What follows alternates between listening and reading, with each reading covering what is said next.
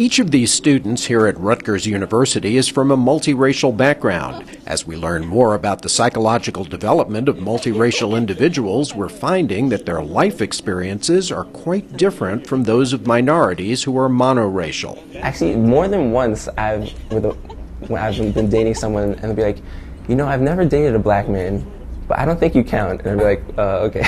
Like, I don't even know how to respond to that, but thank you for sharing. In my school, there was like the white kids and the black kids, and it was kind of hard because I didn't feel like I fit in with either group, so I kind of found like other people to hang out with. But you just have to figure out how to, like, just how to be yourself and just do your own thing and have it fit you instead of you trying to fit it. I'm very proud of the fact that I'm mixed.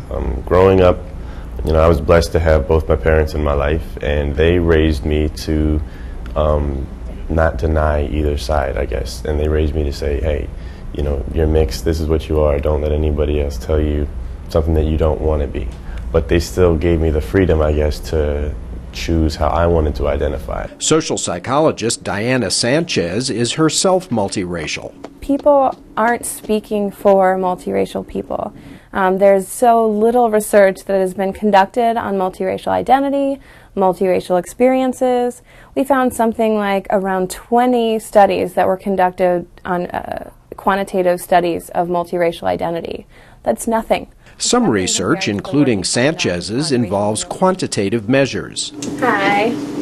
I'm Dr. Sanchez. Such quantitative research has produced results which, when combined with qualitative data collected in interviews, have led to some tentative conclusions. Multiracial people in general are not worse off psychologically than racial minorities, than their white peers, although they face unique social situations such as having to grapple with multiple racial identities. It doesn't mean that that will translate into poor psychological adjustment. When psychological issues are found, they tend to reveal higher levels of depression, but only when multiracials are compared to white subjects.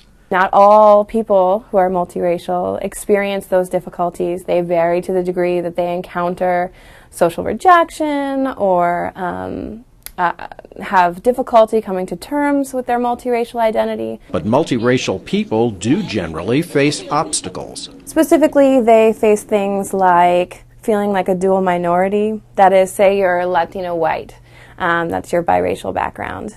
You might not feel Latino enough for the Latino community, and you might not feel white enough for the white community. And we refer to this as dual minority status, which means that you might experience discrimination from both groups, rejection from both groups. Elise's is Latino white. She's part Dominican, and in middle school she had some difficulty with white friends. If I acted one way and it didn't match with the way they acted, they would make comments or something and be like, oh, stop being such a Mexican. And I'm like, oh, not Mexican, guys. But she'd also hear from her Latino friends. They'd make fun of me. They're like, oh my gosh, you sound so white. Philip had similar issues beginning in middle school. First, his white friends went after him. I remember that they kept making fun of me, and then all the black friends that I had, they joined in on it too. So now I felt like I had nobody to back me up, you know what I mean? Like I was like all alone on that. So, and there wasn't really many people that could relate. Sometimes people call me things like a Corbin's inside out Oreo or something like that, because, you know, he looks white, but, you know, he's black on the inside or whatever. And then, I don't know, things like that just got old after a while, you know. You realize that, like, if you were a couple shades darker, they might not look at you the same way. And I know people like that I just know that if I would look just a little bit differently, I wouldn't be as close to them as I am now. Other experiences might be things like feeling like you have to justify your racial identification, explain yourself. So I guess I didn't come off as, like, you know, strikingly black to them or whatever. So I just remember I almost felt the need to almost prove my blackness, which nobody should have to do. At a certain point, it was like I felt that people wouldn't allow me to identify as African American, or I'd be looking on TV to be like, how can I like identify more as, how can I wear my identity on my sleeve so people don't mistake me? One thing I've learned from you know, being a multiracial person is that blackness or whiteness is not some kind of homogenous identity, you know.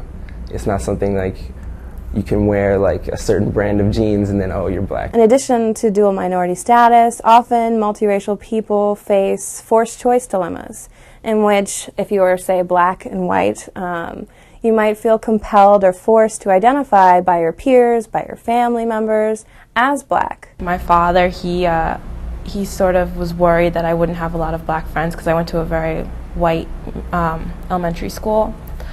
So he would always be like, oh, you know, why don't you have more black girlfriends? He wishes that I was more like quote unquote black, you know. I mean, there are race divides, but he still believes that like it's one side or the other, which is kind of odd because he married a white person, so I don't know like why he feels that way. But yeah, he definitely feels like I should have more black friends, and especially more black guy friends. He feels that that's really important, that I'm missing out. And I think the most important thing in combating some of these situations that one can encounter is to have strong racial autonomy. That is, feel like you can identify however you want to and that you're the person in control of how you racially identify. I would recommend embracing everything that you are, not denying anything. Be proud of it no matter what somebody might tell you or what the media might think of it or whatever. You can think what you want, but you know, I'm still the same person. I can identify as I want to be. So we don't see multiracial experience as being negative. In fact, you will find much evidence to suggest that multiracial people believe that they have the best of both worlds. I guess like it can be an advantage in the sense that you can be, I guess, more well-rounded, and I guess you can understand other people in ways that maybe some people can't. I'm really proud of being like both, and I like before when I was younger, it was kind of it put a damper on such as like situations like I was like when I would have to act differently, but now I like it because I can just go into different groups and I can just like assimilate. In the end, all you really are is just a person, just like everybody else. You know, this might make you different in one way, but everybody has something that makes them different from everybody else. So once you can get that past you, hopefully you'll be able to see other people and they'll be able to see you as just human beings.